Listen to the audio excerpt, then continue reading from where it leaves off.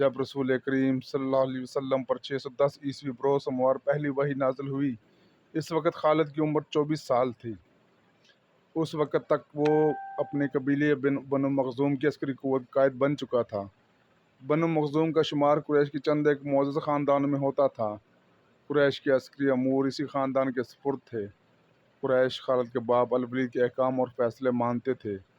24 برس کی عمر میں یہ حیثیت خالد کو بھی حاصل ہو گئی تھی، مگر اس حیثیت کو ٹھکرا کر خالد ابو سلیمان مدینے کو جا رہا تھا۔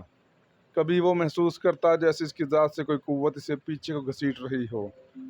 جب وہ اس قوت کے اثر کو محسوس کرتا تو اس کی گردن پیچھے کو مڑ جاتی، لیکن اس کی اپنی ذات سے ایک آواز اٹھتی، آگے دیکھ خالد، تو ولید کا بیٹا تو ہے لیکن وہ مر گیا ہے۔ عبد سلیمان کا باپ ہے، وہ زندہ ہے۔ اس کے ذہن میں دو نام اٹک گئے، محمد رسول اللہ صلی اللہ علیہ وسلم جو ایک نیا دین لے کر آئے تھے، اور الولید جو خالد کا باپ اور محمد صلی اللہ علیہ وسلم کے نئے دین کا بہت بڑا دشمن تھا۔ باپ یہ دشمنی ورثے کے طور پہ خالد کے حوالے کر کے دنیا سے اٹھ گیا تھا۔ خالد کے گھوڑے نے پانی کی مشک پر اپنے آپ ہی رخ بدل لیا۔ خالد نے ادھر دیکھا، اسے گول دائرے میں کھجوروں کے درخت اور صحرا کی جڑی نما درخت نظر آئے۔ گھوڑا ادھر ہی جا رہا تھا۔ نخلستان میں داخل ہو کر خالد گھوڑے سے کود گیا۔ امامہ اتار کر وہ پانی کے کنارے دوزانوں ہو گیا۔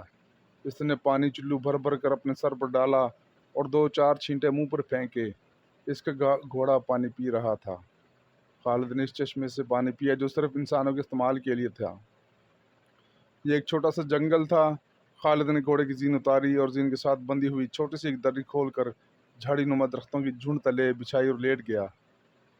وہ تھک گیا تھا، تھوڑی دیر کے لیے سو جانا چاہتا تھا، مگر اس کے ذہن میں یادوں کا جو قافلہ چل پڑا تھا وہ اسے سونے نہیں دے رہا تھا۔